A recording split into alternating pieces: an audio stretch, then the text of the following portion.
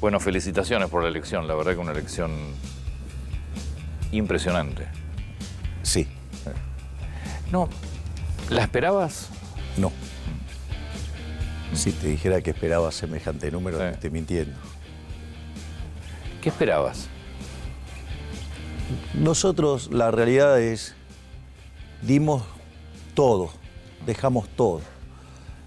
Obviamente una campaña muy austera y tuvo mucha creatividad, donde ahí el trabajo de mi hermana como jefe de campaña o nuestro cineasta Santiago Oría, la verdad es que para lograr transmitir las ideas ha sido un trabajo enorme y la realidad es que nosotros sabíamos que habíamos dado todo, nosotros estábamos muy tranquilos el día de la elección porque cuando vos das todo, ya está, más no podíamos hacer y era una cuestión de ver los resultados.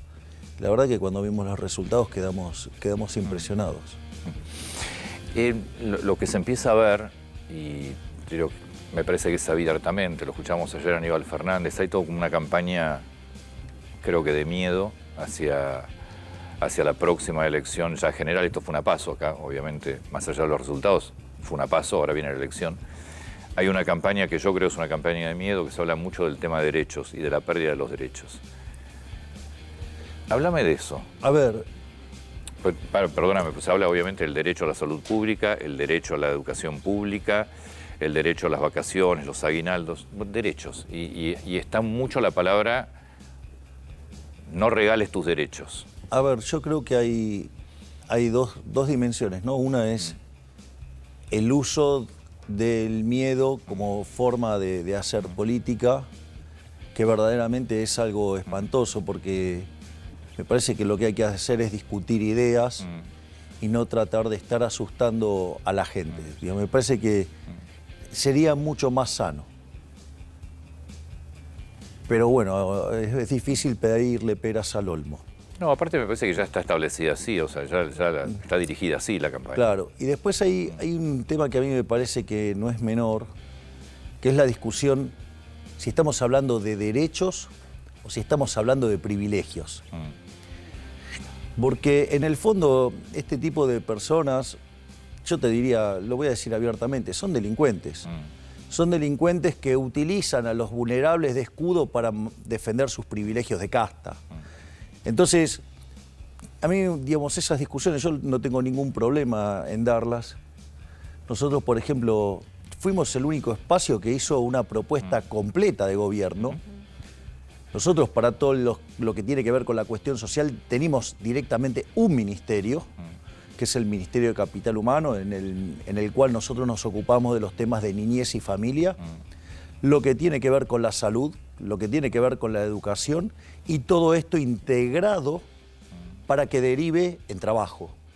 Porque, a ver, yo, digamos, soy especialista en crecimiento económico, con y sin dinero, es decir, sé cómo se hace para crecer y sé cómo se hace para bajar la inflación.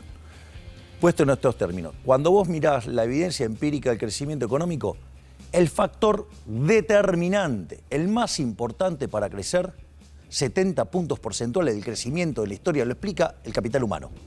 Ahora, el capital humano tiene dos dimensiones. Hay una dimensión, es que la gente se alimente. Es decir, en el siglo XIX el elemento fundamental fue cómo mejoraron las condiciones de higiene, ¿sí? Y que la gente empezó a alimentarse. Ahora, si vos en los primeros años los chicos no se forman, si vos no tenés salud, difícilmente puedas tener un buen desempeño escolar o puedas hacerte de las herramientas que te permiten salir de esta situación. Entonces, no es que nosotros no estamos contemplando todo este tipo de cosas. Lo que sucede es que nosotros queremos cambiar el modo de financiarlo. Es decir, nosotros, por ejemplo, nosotros queremos un seguro de salud, es decir, que todo el mundo esté asegurado. Es decir, eso va a implicar hacer como la salud también depende de las provincias, va a haber que hacer un relevamiento de quiénes son los que tienen cobertura y de los que no, salir a cubrirlos. Es decir, ¿qué parte no estamos cubriendo a la gente? O sea, justamente, nosotros queremos ir a cubrir a la gente. Ahora, el punto es cómo vos lo financiás. Vos lo podés financiar financiando la oferta Sí. o lo podés hacer financiando la demanda. ¿Qué es lo que sucede en Argentina? Se financia la oferta, se reciben los fondos y en lugar de aplicarse esos fondos a proveer ese bien y servicio que se busca dar, se lo gasta en política y lo que resta, Sí. Bien. digo, Déjame bajar, no, pero déjame bajarlo un cachito, Sí. porque hay mucha gente que establece el tema oferta y demanda. Es decir, vos lo que estás diciendo es, hay que financiar a la persona que necesita salud, no a los proveedores, no a los sanatorios, no a las Exactamente. Es decir, nosotros te damos los recursos para que vos decidas dónde vas a tomar la empresas. O sea, que prestación. yo no voy a perder mi salud pública gratuita. Exactamente, vos no perdés eso. Es más, te doy el poder para que elijas quién te va a prestar ese servicio. Entonces ponés a todos los oferentes del sector a competir. O sea, habría salud pública, pero no gratuita. Digamos, yo recibo el... A ver, el punto es el siguiente. Lo primero que hay que entender es que nada es gratis. Nada es gratis. Está claro, Lo eso, ¿a quién paga lo el pagas? Estado. Es decir, no, pero cuando vos decís lo paga el Estado, en realidad lo que estás diciendo es que los pagan los Nosotros. pagadores de impuestos. Sí. O sea, eso es lo primero que hay que entender, es que no hay nada gratis. Ese es Clarísimo. el marco general. Ahora, el punto es, bueno, a ver, ¿cómo lo pagás? ¿No? El punto es, ok, decidimos tener este seguro, llámese, seguro de salud. ¿Cómo lo pagamos? Entonces, vos podés financiar a las instituciones, que eso termina siendo un acuerdo entre esas instituciones Entonces, y el eso Estado. Eso es financiar la oferta, que es lo de hoy. Exacto, y eso genera un montón de corrupción. Esos recursos se destinan para cualquier otra cosa menos para prestar el servicio. Entonces vos tenés además una deficiente calidad de prestación. Cuando vos ese financiamiento se lo das a la demanda elige a quien se los da. Claro, entonces esos prestadores tienen que competir. Claro, y el que lo hace mal quiebra. Correcto. Pero vos el servicio lo tenés. Es decir, entonces vas a tener el servicio y vas a tener uno de muchísima mejor calidad. Eso sí, vamos a estar perjudicando a los corruptos. Pero me parece que eso es una buena política. Javier, ¿te das cuenta que todos estos cambios que vos planteás tenés que hacerlos pasar por el Congreso? Y ahí probablemente tenés que sentarte a negociar, a dialogar con los que venís definiendo hace un ratito como delincuentes. Porque gran parte de la clase política está en el Congreso, obviamente, y el Congreso hoy, la verdad que ni funciona. Entonces, ¿cómo imaginás eso? Esa A ver, negociación. nosotros vamos a ir y vamos a presentar los proyectos. Después, frente a este debate, porque nosotros estamos dispuestos a dar el debate, es decir, a ver, en los últimos 6 meses o un año, yo hice públicas mis propuestas, lo abrí al debate. Ahora, lo único que me encontré a lo largo del último año fue un montón de falacias ad hominem, o sea, Dios, se dedicaron a discutir, no sé, digamos, hasta mis perros, ¿sí?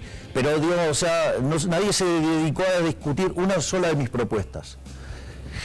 Entonces, nosotros estamos dispuestos a dar el debate, vamos a llevar los proyectos al Congreso y después, digamos, la casta política tendrá que explicar por qué quiere bloquear mecanismos transparentes y que mejoran la calidad de vida de los argentinos en favor de situaciones que favorecen a los corruptos. Esto, digamos, es una cosa bastante pesada, por decirlo de alguna manera. Déjame que me despida de 24, seguimos por América, como siempre, aquí con Javier Milei hasta las 10:30 con Buenos Días América. Déjame volver al tema de los derechos porque es lo que empezamos a escuchar sistemáticamente ahora. Está claro que es parte de la estrategia que definió el gobierno, que también abiertamente dice, yo quiero que el balotaje sea con Milei. Pues esto es lo que plantea el gobierno, tiene que ser más a Milei el balotaje. Y habla mucho sobre los derechos. Me queda claro el tema de la salud pública. Se habla de los derechos a la educación. Hoy la Argentina tiene salud pública, mala o buena, pero tiene salud pública, tiene educación pública, gratuita, o bien pagada por impuestos, pero para mucha gente le significa también con mala calidad, por malos docentes pagos, mal pagos los docentes, pero la tienen.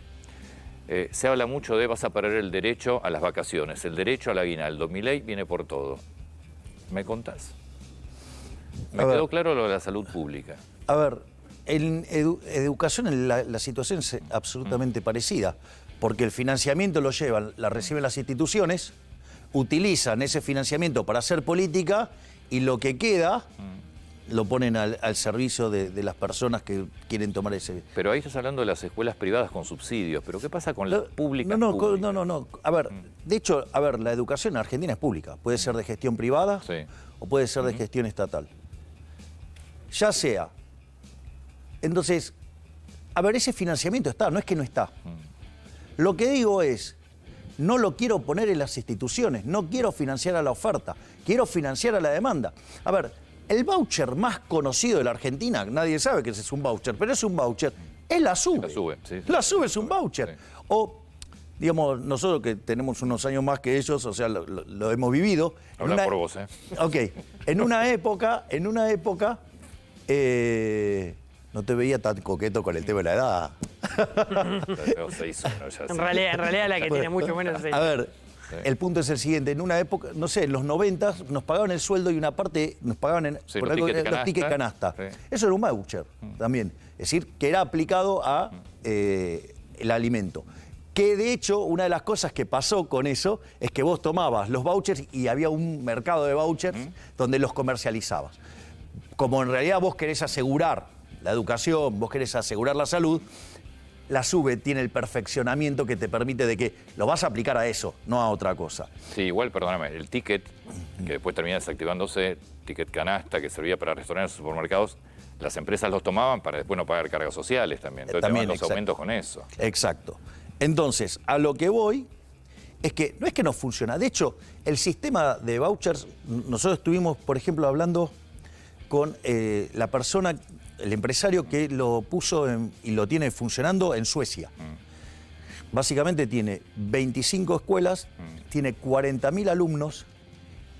Sabemos que Suecia tiene los mejores resultados en las pruebas PISA.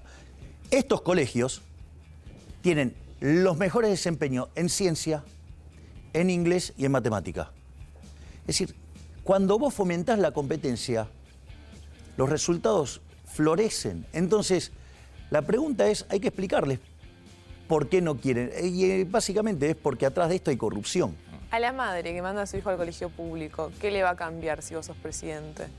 Lo que le va a cambiar es, bueno, primero que no va a tener que sufrir la inflación.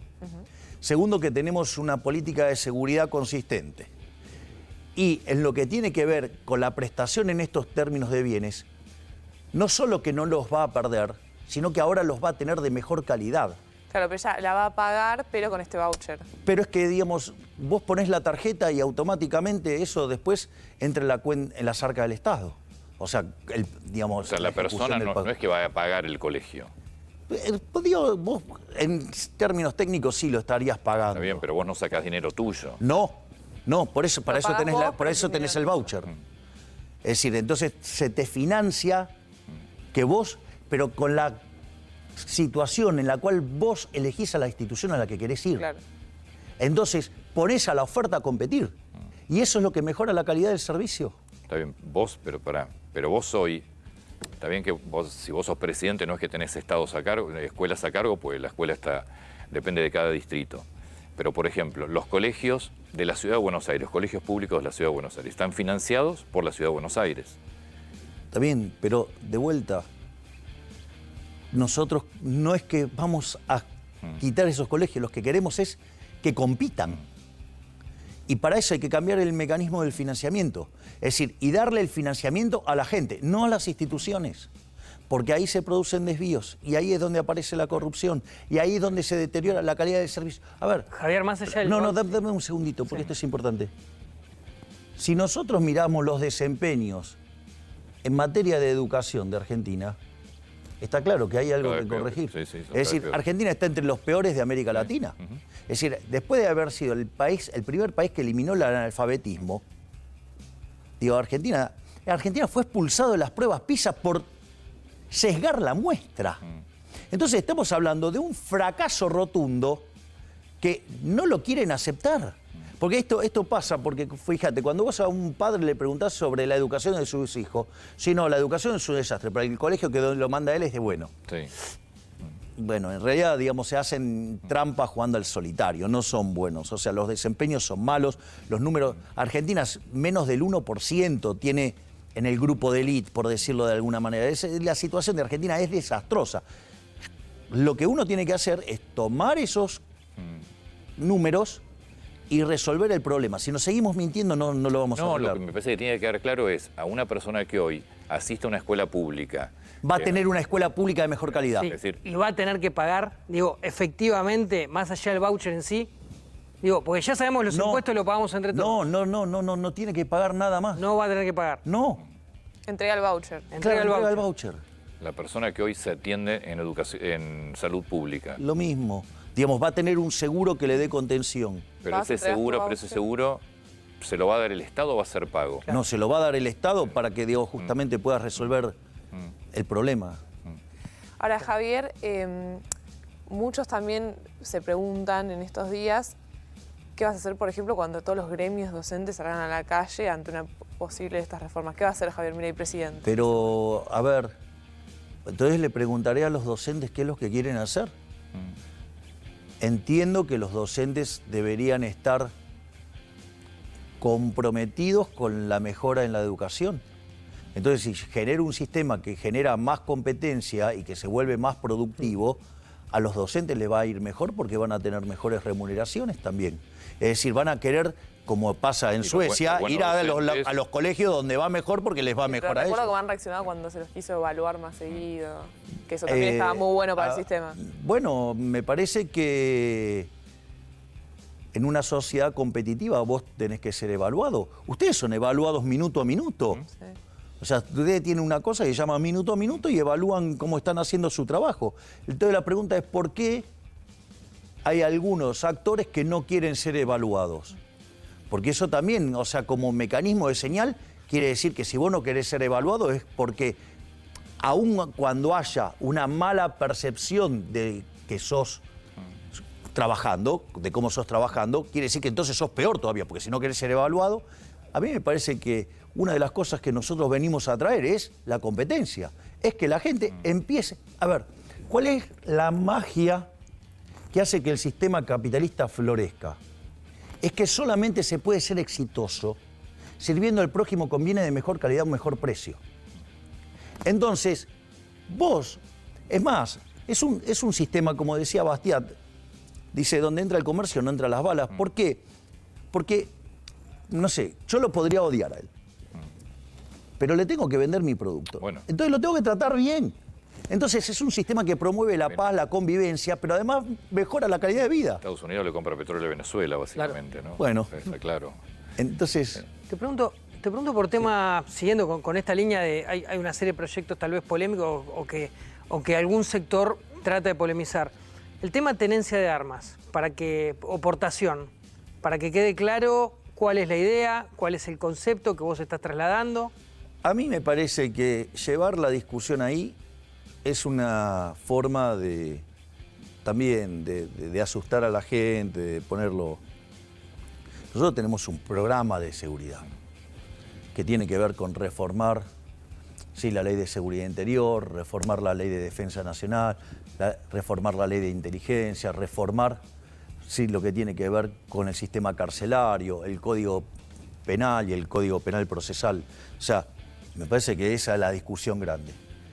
Respecto a lo que tiene que ver con la tenencia de armas, hay una muy buena ley. Es decir, lo único que no hay que hacer nada, hay que hacer que se cumpla.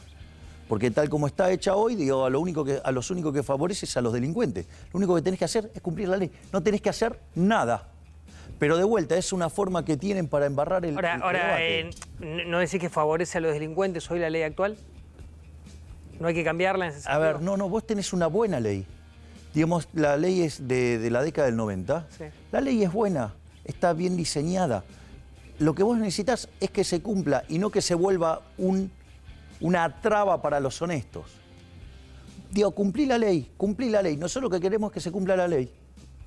Entonces, después se dedican a hacer caricaturas. No, acá no hay que hacer caricatura, hay una ley. O sea, cumplí la ley. Yo no sé si lo tenemos ahí a Aníbal Fernández ayer, a ver si lo podemos buscar, para no repetir yo lo que dijo y repetirlo mal. Pero ayer habló Aníbal Fernández, obviamente Aníbal Fernández, ministro de Seguridad de la Nación.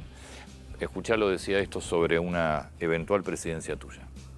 Si lo que ellos dicen es lo que van a hacer, esto solo cierra con represión. Vuelvo a repetirlo. Si lo que dicen que van a hacer lo van a hacer, solo cierra con represión. Van a tener muertos, van a tener sangre. Ahora le digo, si lo que dijeron lo van a hacer, solo cierra con represión. Van a tener muertos. A ver, habría que pedirle una explicación de por qué dice que esto cierra con represión y por qué cierra con sangre. La verdad es que si nosotros intentamos implementar reformas que han sido exitosas en todo el mundo, que va a mejorar la calidad de vida de todos los argentinos, en especial la calidad de vida de los más vulnerables. Que tiene que pasar por el Congreso todo, ¿no? Ok, y que además tiene que pasar por el Congreso. La pregunta es, ¿por qué eso es decir, ¿por qué algo que nos tendría que llevar a un mayor nivel de bienestar tendría que generar una solución violenta y con sangre? Yo le recuerdo a este hombre, Friedman le diría primero los datos.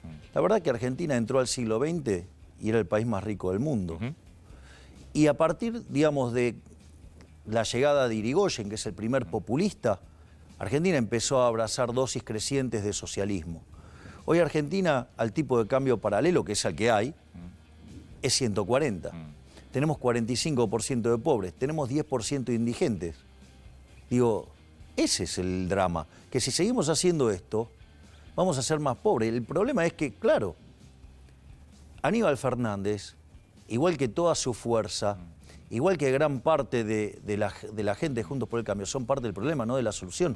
Es decir, una Argentina distinta es imposible con los mismos de siempre. Vos no podés esperar resultados distintos si vas a hacer siempre lo mismo. Es decir, Argentina, de hecho nosotros, de modo para mostrarlo bien reloading, ya no hablamos de un cambio de 180 grados, hablamos de uno de 540, es decir, toda una vuelta entera y 180 más. Ese es el 540 que vos dijiste que ibas a explicar, que se trata, es 360 más 180. Claro, sí, igual tiene otras connotaciones adicionales, 540. Hablaste de Juntos por el Cambio, recién decís una parte de Juntos por el Cambio, es como que dejaste alguno tal vez rescatable. Imagino puede ir por el lado de Mauricio Macri. Sin lugar a dudas. Y te quería preguntar por Patricia Bullrich, porque vos ahora vas a ser rival tuyo en la elección general, obviamente, ella lo fue, en las PASO. Vos tenías palabras elogiosas habitualmente hacia Patricia Bullrich y en el último tiempo eso ha cambiado. Sí. ¿Qué es lo que pasó? Bueno, ella demostró no ser distinta al resto de los políticos, Casta. ¿Por qué? ¿Por qué? Porque, digamos, ella estuvo vinculada de manera directa a las operaciones que yo sufrí durante los últimos 45 días. Directo. Juntos por el Cambio, que la verdad que no hizo una buena elección tampoco. Y que además no son sumables. Bueno, esa es mi pregunta. Ahora viene la elección general, donde vos no dividís, donde hay que ver si los votos de Grabois los siguen acompañando Sergio Massa o puede sumar, y después tenés una Patricia Bullrich que tiene que lograr que todos los votos de Larreta pasen a ella. ¿Crees que eso puede pasar? En principio es el problema de otra fuerza, Sí, ¿no? correcto. Está bien, pero es tu elección, también vos participás de esa elección. Ahora, lo que yo veo es que el votante de Larreta ideológicamente es más afín a Massa. Digo, conmigo no tiene nada que ver, o sea, esa pecera mía no es. Sí. Claro. Pero ese votante es más afín a Massa que a la otra parte de Juntos por el Cambio. Es decir, por lo tanto, yo creo que, digamos, cuando empecemos a mirar cómo viene esta carrera, tendríamos que estar mirando lo que sacamos individualmente. ¿Ves más probable un balotaje contra Massa que contra Patricia? No lo sé. Lo que digo De es... acuerdo a lo que vos estás planteando ahora, sí. Porque si los votos de Larreta irían a Massa, estás hablando de un balotaje Milei Massa. Bueno, digamos, hay que jugar. O sea, y después, Y la los pecera 30 que no votó, por decirlo de alguna manera, Sí. esa es gente que está, es la que más enojada de todas, con lo cual Te puede sumar. veo difícil que estén votando a la casta, Claro. ya sea la de buenos o la de malos ¿Y modales. tus 30 puntos son inamovibles, crees? Esos 7 millones de personas que te votaron. ¿O pueden irse para otro lado en la Nosotros creo que tenemos un upside fenomenal, porque los que no fueron a votar, nosotros tenemos más chances de capturar a esos votantes, que son los votantes desencantados, que son los votantes que se hartaron del sistema, a punto tal que van y no votan. Entonces, y además nosotros creemos que frente a las divisiones internas de Juntos por el Cambio, mucha gente de Juntos por el Cambio que no nos votaba porque no tenía confianza en que nosotros fuéramos una alternativa para terminar con el kirchnerismo, los números del domingo muestran que la única alternativa para terminar efectivamente con el kirchnerismo somos nosotros. Porque no solo que nos hemos opuesto sistemáticamente y que hemos sido los opositores más rabiosos al kirchnerismo, sino que además hemos demostrado músculo político como para efectivamente ganar y terminar con el kirchnerismo. Es decir, al margen que cuando Juntos por el Cambio le ganó el kirchnerismo, lo trajo de vuelta. Dicho sea de paso, que le ganó al kirchnerismo y que fracasó porque los propios le tiraban en contra. Y cuando vos tomes la lista de Juntos por el Cambio, es cierto, ganó el ala de Bullrich, pero después en la lista están también los de Larreta, con lo cual, digamos, el problema lo tenés, o sea, que la mitad te tira para el otro lado. Entonces, aún, digamos, si llegaran a ganar, también serían un problema, porque tendrían este problema de ingobernabilidad que los paraliza y, consecuentemente, después nos van a traer más kirchnerismo de vuelta. Por lo tanto, la única forma de terminar con el kirchnerismo, los únicos que garantizamos el fin del kirchnerismo, somos nosotros. Te traigo a la parte económica. ¿Qué pensás de lo que pasó ayer? De lo que decidió el gobierno, la devaluación, la suba de tasa de interés, la limitación a dólar MEP. Todo dirigismo, ¿no? Porque en el fondo las limitaciones son garrotazo en la cabeza, ¿no? Es decir, es limitar la demanda a los golpes. Y lo otro es querer controlar los precios, digamos, como si alguien supiera los precios, ¿no? Hay un artículo maravilloso de Hayek por el cual le dieron el premio Nobel, entre otras cosas, que tiene que ver con el uso del conocimiento en la sociedad. Y explica cómo funciona el sistema de precios. Yo creo que si la sociedad, digamos, o los políticos al menos se dedicaran a leer ese artículo, por lo menos se darían cuenta de las atrocidades que están haciendo. A ver, vamos por partes. Primero, el cepo es una herramienta nefasta porque es un cercenamiento a la libertad, porque no te permite expresar tu voluntad en términos de consumo presente, porque en el fondo, digamos, si vos te ganas tu dinero honestamente, podrías gastarlo en lo que se te da la gana. ¿Y quién es el gobierno para decir que no? Lechugas, verdes, no. No. ¿Quién sos para decirme eso? ¿No? Ese es el primer punto. Segundo punto, que es todavía mucho más grave, que en términos de lo que es la reserva de valor, el peso no es reserva de valor. Si vos en el año 2001, en lugar de quedarte con dólares, te hubieras quedado con pesos, ¿cómo te hubiera ido? Digamos, hoy, digamos, necesitas casi 700 pesos para eso. ¿Puedo aprovechar para hacer una pregunta de los pesos? Dame un segundo. Entonces, primer punto es el impacto negativo sobre la libertad, digo, lo cual no es menor y que además tiene impactos nocivos sobre tu bienestar. No tenés dólares, ¿no? Claro. Ahora, en realidad no hay dólares porque hay cepo. Si no hubiera cepo, digo, los dólares nos saldrían hasta por las orejas. Pero vamos ahora a las consecuencias que tiene eso. Cuando vos pones un precio debajo del equilibrio, bueno, lo que te pasa es que vos tenés un exceso de demanda. Es decir, el tipo de cambio oficial todo el mundo quiere comprar y no hay, por eso no hay. Ahora, ese exceso de demanda que vos tenés en el resto de la economía es un exceso de oferta. Ese exceso de oferta implica que en el mercado de bonos el precio de los bonos se te cae. Sí. Que los bonos se te caigan, que significa altas tasas de interés, alto riesgo país. Alto riesgo país implica descoordinación macroeconómica en términos de actividad, que se manifiesta en ¿qué? En un PBI per cápita que está 13%, 15% debajo del que teníamos en el 2011. Eso se manifiesta en que se te deteriora la demanda de trabajo. El trabajo formal sigue clavado en 6 millones de personas.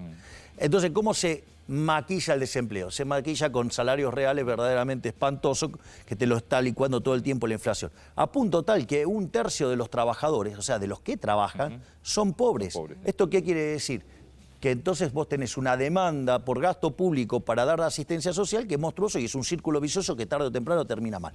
O lo pagás en términos de pobres, indigentes y actividad, o lo vas a pagar con un estallido inflacionario. En algún momento, digamos, no te van a dar los números, digo, la explosión acá se está pagando de las dos maneras. Exactamente, cada vez con más inflación y con cada vez más pobres indigentes. En algún momento esa tensión se va a hacer más clara, es decir, a ver, si el gobierno quiere frenar el dólar, los precios, digo, con represión, el nivel de caída de la actividad, del empleo y de los salarios reales te va a generar un desastre social.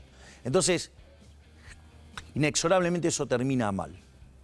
Digamos, eso es lo que tiene que ver con el cepo. Vos tenías una pregunta. Hablé esta mañana con empresarios, dueños de algunas ALICs y me decían, nos gustaría hacerle una pregunta a Javier. ¿Qué va a hacer con el stock de pesos? Entender bien eso. ¿Cómo vas a resolver el problema? Bueno, esa es, te diría, la pregunta más inteligente de todas. Porque vos, el problema, cuando yo hablo de la dolarización es el único camino que tenemos para evitar una hiper. A contrasentido de lo que dicen economistas que supuestamente se arrogan saber del tema, la dolarización es el único mecanismo por el cual evitas la hiper.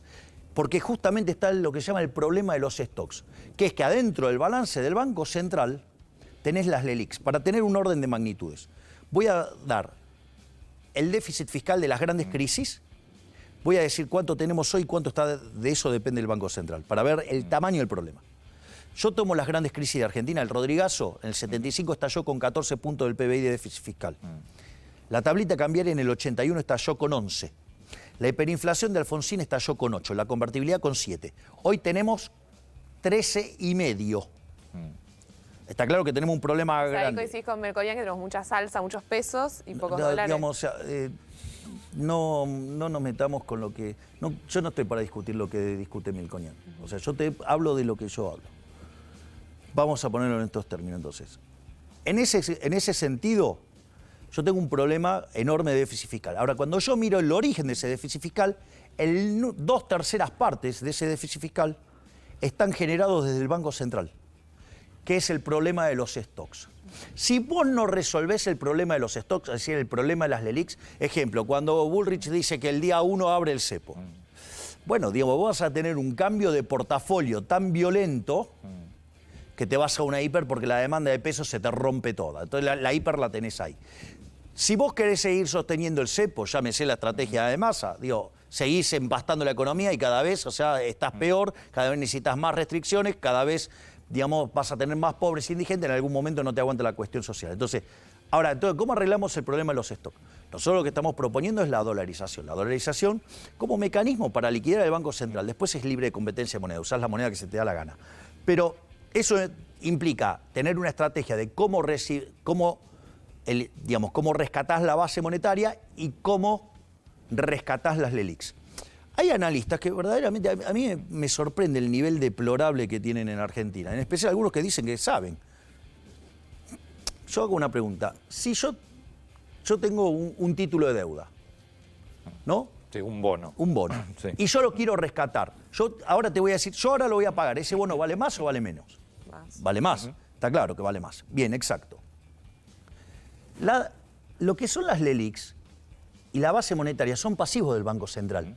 Si yo estoy diciendo que voy a dolarizar, quiere decir que los voy a rescatar. Sí. Si los voy a rescatar, esos pesos no valen menos, valen más. Quiere decir que el nivel de precios implícito, es decir, la inflación implícita, es mucho más baja. Ahora te consulto, ¿para eso necesitarías dólares para rescatarlos? Bueno, hay dos dimensiones del problema. Una es, vos tenés los dólares para rescatar la base.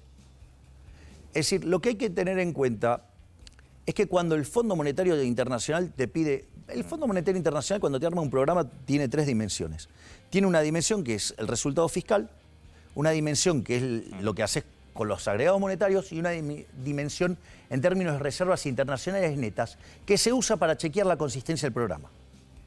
Pero cuando vos vas a liquidar el Banco Central, a vos no te importa la reserva internacional neta, a vos te importa cuánto tenés. Entonces ahí vos tenés la posición de oro, la posición del BIS, la posición de SEDESA y la posición de DEX. Con eso vos tenés para rescatar la base monetaria. Primer punto. Sí. El punto es... ¿Y las LELIQs? Que ahora cómo hago con las LELIQs. Con las LELIQs tengo cerca de 30.000 millones de dólares. Pero también tengo títulos públicos en el Banco Central por 110.000 millones de dólares. Que obviamente no cotizan. ¿Que cotizan a qué valor? Cotizan a 1/3. Está bien. Entonces me sobra plata Está bien. para rescatar las LELIQs. Y acá es lo interesante. Yo hago una pregunta. Si yo tuviera que decir intuitivamente, por favor, no lo tomen como que los estoy evaluando, pido por favor. Ese es retórico. ¿Cuál es el riesgo más grande que ustedes, si fuera un inversor internacional, qué es lo que verían como el riesgo más grande de la Argentina? Que no te paguen. El riesgo moneda. Sí. Digo, o sea, el cepo es eso, ¿no? Digo, no puedo sacar los dividendos, lo que fuera. No Riesgo moneda. ¿Sí? O las brutas devaluaciones que hacen que lo que habías calculado ahora no funciona. ¿Qué es lo que pasa cuando yo dolarizo con el riesgo moneda? Desaparece. Con lo cual, ¿qué quiere decir? Tomás el riesgo moneda de dólar, ¿no? Claro. Que desaparece. Está bien, pero digamos, el riesgo ese del peso de No se desaparición. habla más de cepo, digo. No hay más cepo. No hay más cepo. No solo que no hay más cepo. La caída en el riesgo país. Además, cuando vos haces un proceso de estabilización, todos los programas de shock, si fueron creíbles, o sea, yo ahora no digo, va a ser creíble aun cuando no tuviera reputación. ¿Por qué? Porque no tengo retorno, no puedo volver de eso. Entonces, la consecuencia que va a ser? Que va a ser expansivo. Como consecuencia de ello, el riesgo de contraparte, el riesgo de crédito, ahora digamos, voy a tener mejores números fiscales, consecuentemente, ¿qué es lo que va a pasar? También cae por el riesgo contraparte. Entonces, baja por el riesgo moneda, baja por el riesgo de contraparte. Y obviamente, al ser la tasa más chica, el riesgo de tasa de interés es más chico. ¿Qué quiere decir esto? Que vos vas a tener una caída del riesgo país fenomenal. Y eso va a tener un impacto en actividad furioso. Entonces, son todas para ganar. Pero ¿sabes quiénes son los que pierden? Porque esto es lo importante. Porque por algo tiene resistencia a esto. Durante los últimos 20 años, los políticos con el señoriaje nos robaron 280.000 millones de dólares. Es más, este gobierno va camino a 90.000 millones de dólares. Si lo redondeo, como viene la cosa para adelante, nos roban 25.000 millones de dólares por año. Las Es decir, reservas del Banco Central, que no depende de vos. Si llegás y te encontrás con algo mucho peor de lo que esperabas. pero si los números son públicos. Sí, las reservas brutas. Bueno, los números son públicos, así es que, de vuelta, y hay mecanismos de ingeniería financiera para resolverlo. No es que no hay, digamos, es fácil resolverlo. Porque lo que quiero decir con esta caída del riesgo, los bonos ahora no van a valer post-dolarización un tercio. Van a valer muchísimo más. Entonces, cualquiera querría ser parte de un negocio que en el lapso de, supongamos que tardamos como Ecuador, 9 meses, ganar el 100% piso, es un negoción. Por eso a mí me gusta tanto la estrategia que desarrolló Emilio Campo, para que gran parte de ese upside quede en las manos del Estado argentino y así bajar la deuda. Baja la deuda bruta y obviamente la deuda neta. La deuda con el fondo. Última vez. ¿Cuándo se paga? ¿Cómo se paga? ¿Hablás con gente vinculada al fondo? ¿Hoy ya conocés? Bueno, ¿Te contactan? Nos han contactado, digamos, tenemos que armar la reunión y en ese contexto nosotros creemos que no tenemos problemas con el fondo. Porque, ¿cuál es la clave de todos los programas del fondo? Baja el déficit. Bien, exacto. ¿Y fracasa siempre por qué? Nadie lo cumple. Ahora, nosotros tenemos un programa fiscal muchísimo más agresivo que el del fondo. Es decir, para nosotros cumplir con el fondo no es un problema. Sería muchísimo más fácil porque estaríamos sobrecumplidos en las metas. Por lo tanto, porque nosotros tenemos esa convicción. 30 segundos, cuando tenemos que ir ya a un corte. ¿Por qué? ¿Vos crees que le das miedo al mercado o no? En realidad esa es una mentira que establece... A ver, cuando vienen los bancos de inversión, ¿sí? O fondos de inversión, vienen y contactan analistas locales. ¿Cuál es el problema? Que muchos de esos analistas locales o son brutos o trabajan para políticos. Entonces venden historias verdaderamente macabras, como decir que la dolarización te lleva a una hiperinflación. Es decir, lo cual, digamos, es una estupidez. Es decir, es justamente para terminar con la inflación. Es decir, estás terminando con el problema, porque la hiperinflación, que es la muerte de la moneda digamos, por el efecto de que los precios se te descontrolaron. Entonces, y la verdad es que yo entiendo, a ver, yo de vuelta aviso, digo, yo cuando me siento a dar charlas, yo cobro por dar charlas porque es lo que yo vivo. Seguro. Obviamente que hay un problema de compliance por el cual, digamos, o sea, yo no puedo tener esas charlas. Entonces van y consultan a analistas de muy baja calidad o involucrados políticamente, que justamente lo que quieren hacer es generar terror. Bueno, la verdad es que si no ven en el negocio en la cara, ¿qué querés que te diga? Digo, tarde o temprano lo van a ver, pero ¿sabés qué van a pagar con su reputación en términos del retorno que se perdieron? Javier, muchas gracias.